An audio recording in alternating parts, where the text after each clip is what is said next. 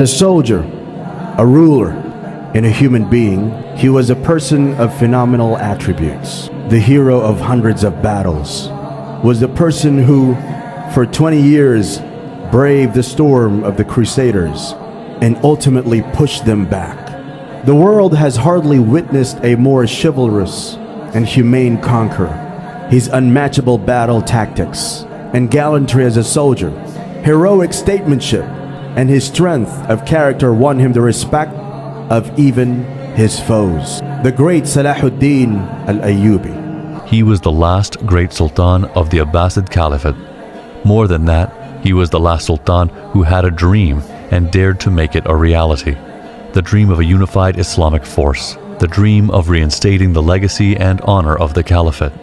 The dream of a free Jerusalem, free from the Crusaders. He was bold, dutiful, and intelligent.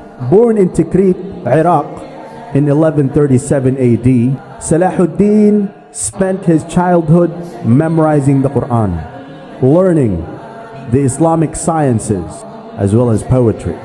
His father Ayyub was the governor of Baalbek. In his youth, Salahuddin learned his military tactics from his uncle Asad ad-Din Shirkuh and was mentored by Sultan Nur ad-Din, who inspired Salahuddin to unite the Muslim Ummah. On one such occasion, after feasting on a large meal, Shirkuh fell ill.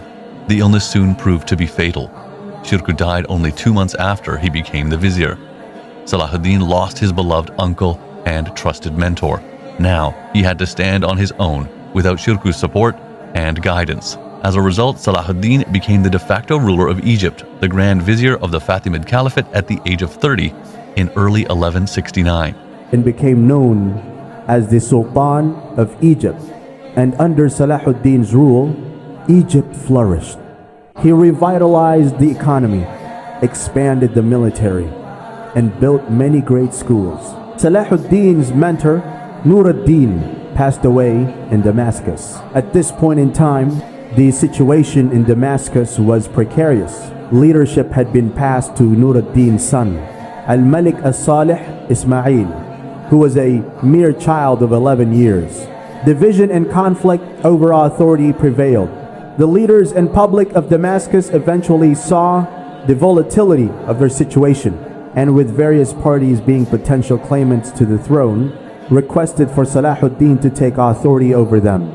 Just as in Egypt, Salahuddin's ruler allowed Damascus to stabilize and started to prosper. He became the most powerful figure in the Muslim world. The influencing Christian knight, Reynald of Chatillon, betrayed the terms of the truce deal, attacking a Muslim caravan going to Hajj.